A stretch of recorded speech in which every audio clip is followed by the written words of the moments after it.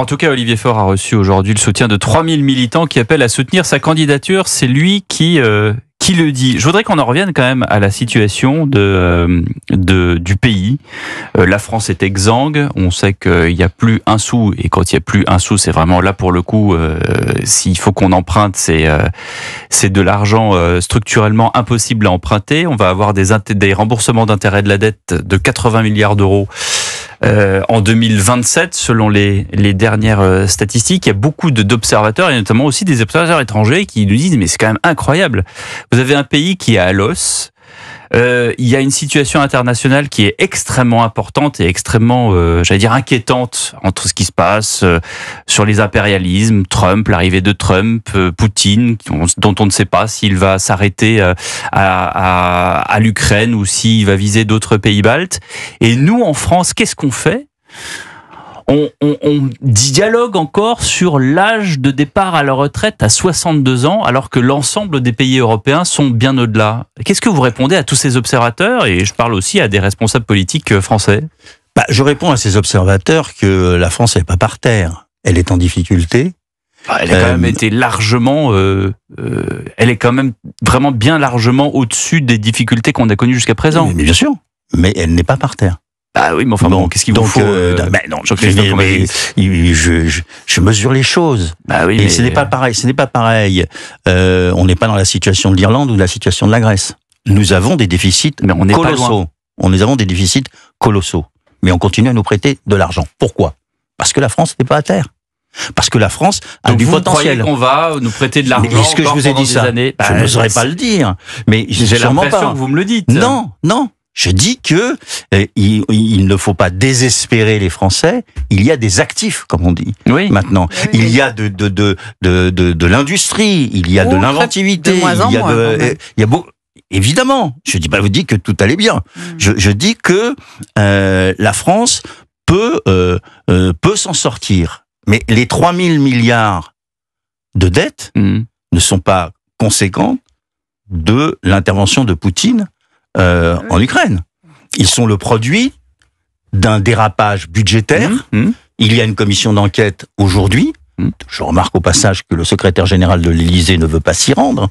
C'est qu'il a des choses à cacher. Ça c'est dit, c'est fait, on le retient. 19h37 sur Europe 1 aujourd'hui. Donc nous avons une situation budgétaire très difficile, catastrophique, mais nous pouvons faire face. Nous avons voté un budget. On a réussi cas un cas à voter un budget qui ne plaît à personne. Dites-vous, moi j'étais pour qu'on ne fasse pas tomber Barnier et que on vote le budget de Bayrou, parce que je pense toujours que l'intérêt du pays passe avant l'intérêt des partis. Mais ça finit par être voté. Et donc, nous sommes dans une situation où... Mais est-ce qu'on est dans une situation, et je repose ma question, où on est encore en droit, en mesure de se dire qu'on va peut-être reculer l'âge de départ à l'âge de 62 ans ? Mais on va pas le faire. Vous avez bien vu qu'on ne va pas le faire. On aurait pu discuter autrement. Mais non, mais moi je le regrette pour une raison. Parce qu'on n'était pas obligé de faire l'âge pivot. Parce qu'on pouvait faire les trimestres. Parce qu'on pouvait augmenter les trimestres. Or, c'est ça le débat français. Et c'est là où on pourrait faire. C'est du symbole, mais voilà. C'est-à-dire que pour une certaine partie de la droite, etc., il fallait ce symbole. Et pour la gauche, il ne fallait pas ce symbole.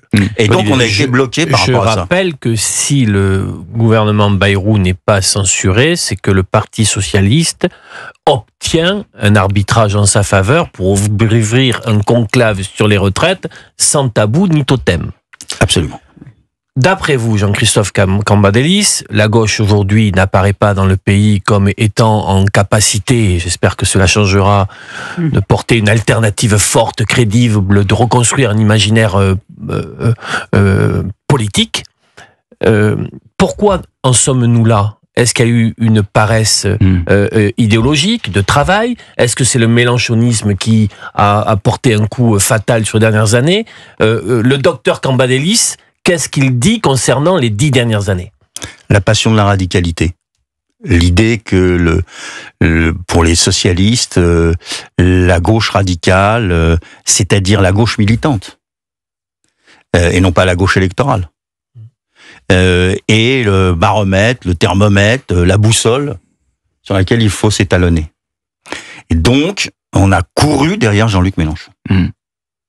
Parce que Jean-Luc Mélenchon, c'est lui qui donne le tampon de la radicalité. Et à partir de là, dans un pays qui, on peut pas dire, le pays ne va pas à gauche, il irait peut-être plutôt de l'autre côté, bien, vous avez la dérive des continents. Oui, mais vous disiez que les socialistes, quand ils sont revenus de Noël, des vacances, ils ont été étonnés parce que leur disaient leurs électeurs, qui leur disaient pourquoi vous avez fait tomber Barnier. Bon.